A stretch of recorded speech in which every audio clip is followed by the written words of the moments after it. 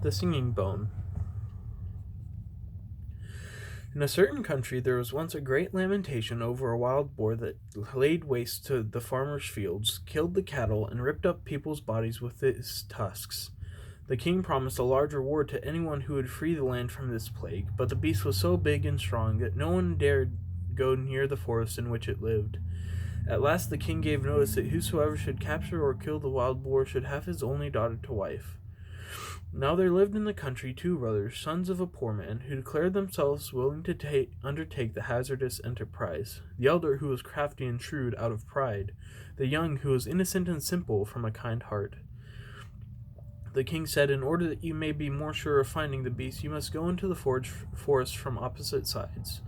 So the elder went in on the west side, and the younger on the east. When the younger had gone a short way in, a little man stepped up to him. He held in his hand a black spear and said, "I give you this spear because your heart is pure and good, and with this you can boldly attack the wild boar, and it will do you no harm." He thanked the little man, shouldering the spear, and went on fearlessly. Before long he saw the beast, which rushed at him, but he held the spear towards it, and in its blind fury it ran so swiftly against it that its heart was cloven in twain.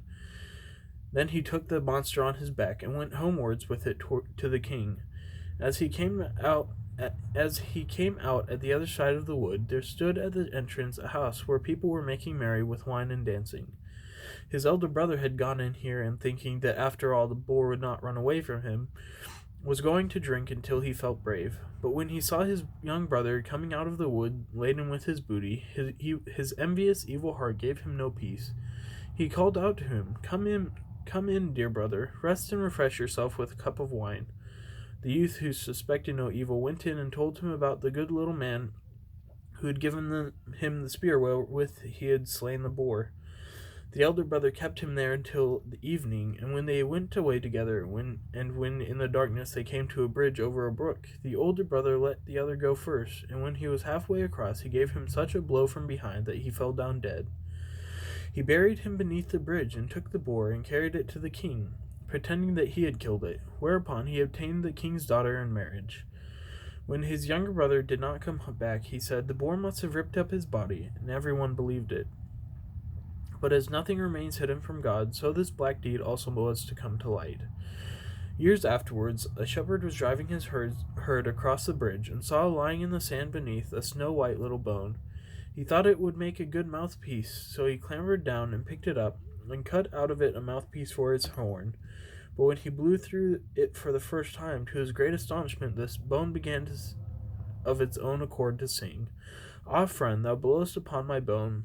Long have I lain beside the water. My brother slew me for the boar, and took for his wife the king's young daughter."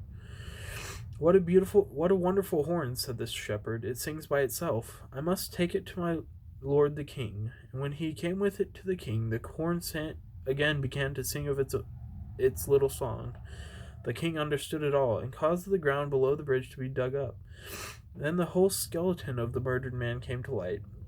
The wicked brother could not deny the deed, and was sewn up in a sack and drowned. But the bones of the murdered man were laid to rest in the beautiful tomb in the churchyard.